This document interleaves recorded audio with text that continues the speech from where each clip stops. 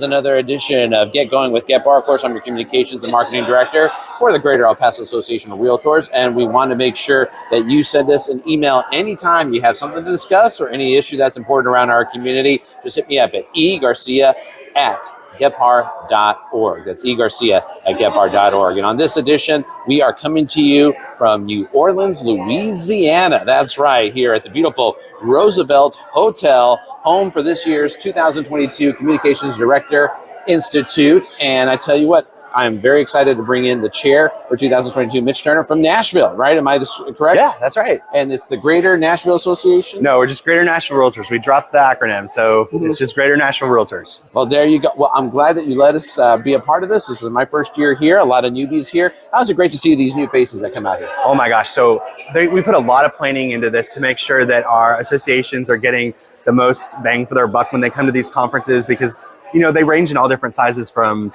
small to large, and we want to make sure that everyone's getting the same content so that they can go and better serve their membership at their associations. I'll tell you what, a lot of realtors and members are out there going like, what is CDI? What is going on in CDI? A lot of them may not know things. Can you explain what happens here for the 3 days that we're here? Right. So for the 3 days that we're here in New Orleans and at CDI, we cover a ton of different topics ranging from effective social media practices to crisis communication, media relations.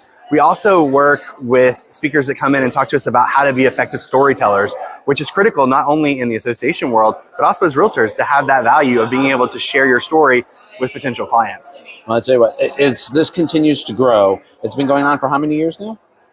Ooh, got to keep quite a few. Quite a few, I think. I'm going to say like 6 or 7. 6 or 7, that's right. As you see it grow, how important it is to have the communications department in the associations, big or small, how important is it to have that connection? It's completely 100% important, because oftentimes we experience the same challenges, whether it be member engagement or the right time to schedule emails, all the way down to what software program we do to create graphics. And to have that group camaraderie to be able to discuss these topics with other industry professionals that might have tools or tricks that you may not know about, it really just creates a great atmosphere of team. And it's like when you were in high school and you went to your football camps or your cheer camps. This is like con directors camps, and it really helps us get new ideas and also reaffirm some of the ideals that we have. Well, I'll tell you, seeing all these affiliates that are here today, anywhere from NAR Travel, the Grow Zone to all these areas, how important is it that these people come here, because they're going right to the people that can get right to the decision maker, isn't it? Absolutely. So we're very fortunate this year to have exceeded our sponsorship goal, actually double that goal from years past. And, to be able to talk directly to the vendors from a communication director standpoint, like I come from a fairly large association. I have a lot of resources that not other directors have. I've got a staff of 5, really great. But to be able to have one-on-one dialogue with companies like NoteRouter that has a text and email platform, like that solution is right there for us to use. And it's helpful to be able to talk to them directly. Well, I know that's our cue to say, hey, we got to hurry up and get out of here. I know, wrap it up. I'll leave it to this for our members. If they ever have questions, want to know more things, how can they do so? So any information about CDI is listed on nar.realtor under events. You can look at all the different events and CDI shows up.